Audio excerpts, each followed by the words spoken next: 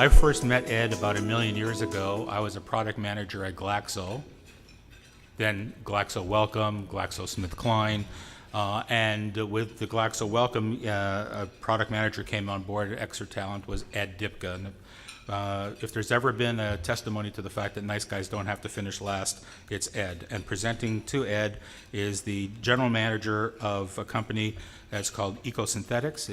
Paul Lucas, who used to be the president and general manager of Glaxo, and now instead of taking care of people, he's decided to take care of the entire planet. Paul. Good afternoon, everyone. Pleasure to be here and have the opportunity to introduce today's next inductee, Ed Dybka. So as you know, Ed is currently President and CEO of AstraZeneca Canada, a position he's held since January 2015. His career progression has been quite impressive. While he was completing his BSc in toxicology at U of T, he actually worked in the summer at what was then Glaxo. Now, like most of us, Ed started at the bottom. Not the mailroom in his case, but the distribution warehouse. And after graduating 28 years ago, he joined Glaxo as a sales representative, where he developed his passion for the industry and being a vital part of patient care. Over the years, Ed worked his way through various sales and marketing assignments, progressing to senior executive roles as vice president responsible for sales, marketing, public affairs, and reimbursement at what became Glaxo Wellcome and then GlaxoSmithKline. Now, just before I retired, Ed and I talked about the next steps in his career, and it was clear Ed wanted to stay in Canada. For all the reasons, a number of us made that choice over our careers. And so we talked about other options, and that included seeking out opportunities outside GlaxoSmithKline to lead an established multinational that wanted to set up operations in Canada. And then Almirall came along. Looking for someone with Ed's skills and knowledge, Ed was a perfect fit. Extensive respiratory medicine, marketing, sales, and senior leadership experience. He took that challenge on and turned it into a wonderful success. I know he was disappointed when AstraZeneca acquired Almirall, and his dream job was about to disappear. But as they say, around every corner there lies opportunities. And Ed was offered the president and CEO job of AstraZeneca based on his exemplary track record and experience. A pretty impressive career story, I'm sure you'll all agree. In addition to Ed's corporate roles, he has not hesitated to take on other challenges in the pharmaceutical industry and in the community. He was a member of the RX&D Industry Practices Committee, the PAAB Board of Directors, the Mississauga Board of Trade, and the George Hull Center for Children and Families. He's currently on the Executive Committee of Life Sciences Ontario, chair of the Regulatory Affairs Committee of IMC, and a board member of the Acute Coronary Foundation. I always believe that an important component of the role of the CEO is to take this broader view of the world, despite the fact that the CE role is a very demanding one. So I commend you for all that you do outside your job, Ed. You should be proud of this contribution you've made to your broader community. Accomplishing all of this is very impressive, but to do it and maintain your commitment and dedication to your family is especially commendable. You and Helenka have been able to balance the demands of personal and work responsibilities and have raised two wonderful and successful children.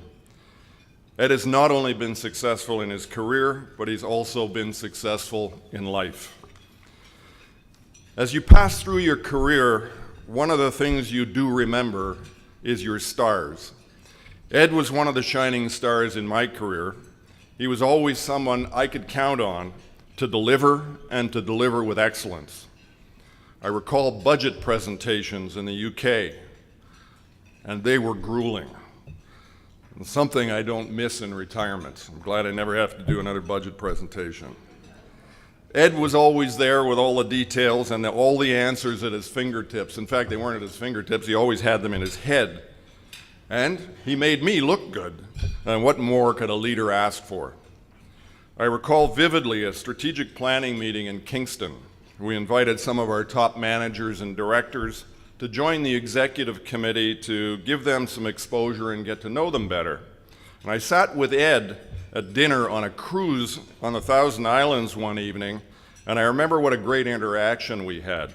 He challenged me, and I challenged him. And it was at that point I knew he would go a long way in his career.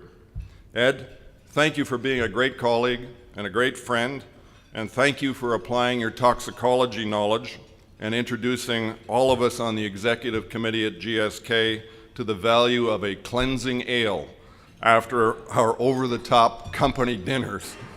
So congratulations, Ed, on your induction today and this special recognition. It's very well reserved. Please join me on the stage.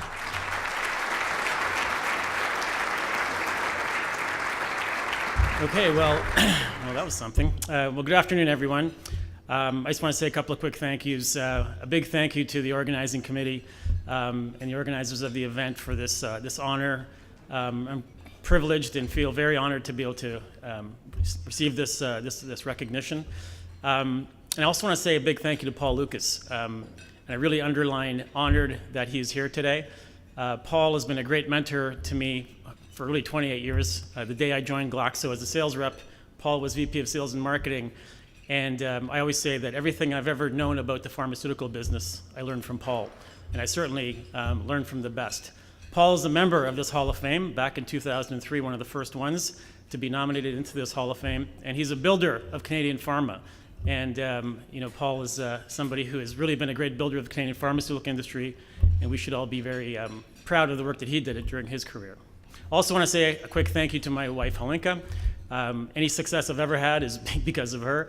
And my kids as well, Kristen and Andrew, who make me proud every single day. Also want to acknowledge my colleagues. Somebody once said this is a team sport. My current colleagues at AstraZeneca are fantastic. The team I had at Almirall were very supportive.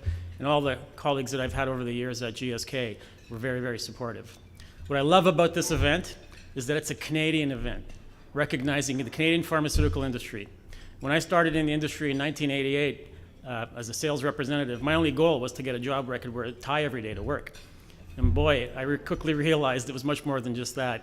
It was an opportunity every day to impact patient care. And I always thought that that was a real privilege.